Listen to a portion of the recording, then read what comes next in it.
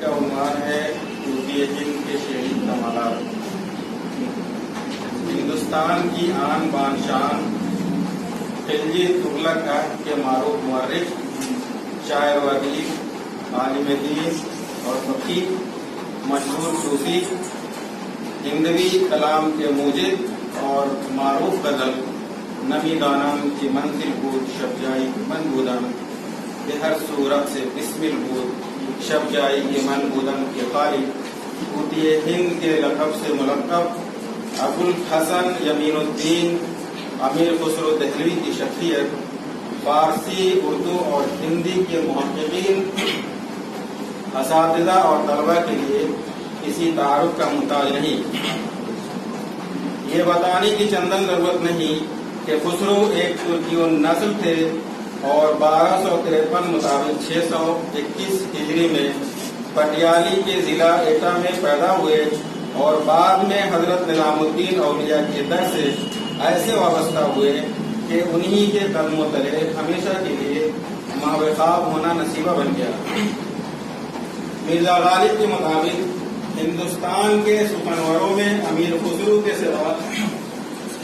کوئی ایسا استاد مسلم ثبوت نہیں ہوا۔ خسرو کی شخصیت بحر العلوم کی حیثیت سے ابھر کر سامنے آتی ہے۔ یہ محمد رفیق عابد ظاہری رقم دراز ہیں کہ خسرو کی شخصیت بحر العلوم کی حیثیت سے ابھر کر سامنے آتی ہے اور حیرت ہوتی ہے کہ ایسی محترم شان ذات جس کا ایک قدم تخت ولایت پر ہے اور ایک قدم عمارت پر، وہ کیا رہا ہوگا۔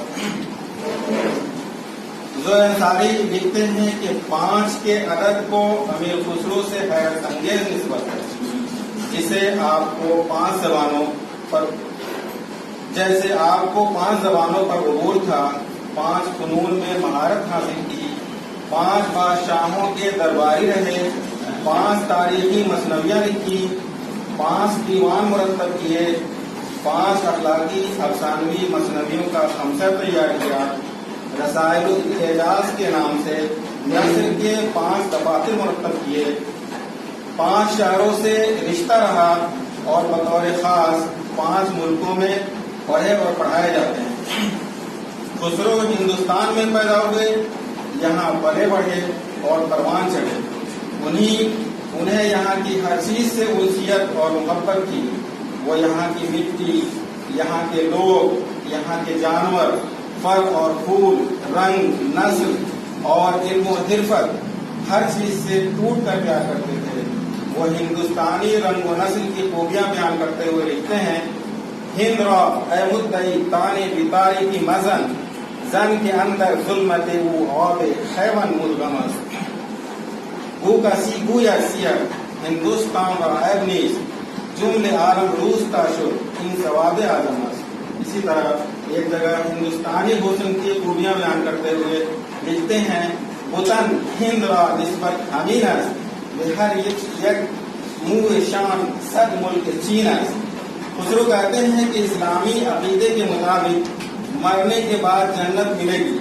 اور یہ دنیا اہل ایمان کے لیے عقوبت خانے سے کم نہیں، لیکن ہندوستان کی جو باد نسیم ہے اس سے یہ سرزمین اتنی خوشگوار ہو گئی ہے کہ اہل ایمان اب اسے قید خانے کی بجائے جنت ارضی سمجھنے لگے ہیں۔ خسرو نے تقریباً سبھی اصناف سخن میں خوب لکھا اور خاصا لکھا، گیت لکھے، دوہے لکھے، معمے اختراع کیے، مخمس اور چوپائیوں میں طبع آزمائی کی، نظموں کا دامن وسیع کیا، قصہ قصیدہ کو پربار کیا، مثنوی کو حیات ثانی بخشی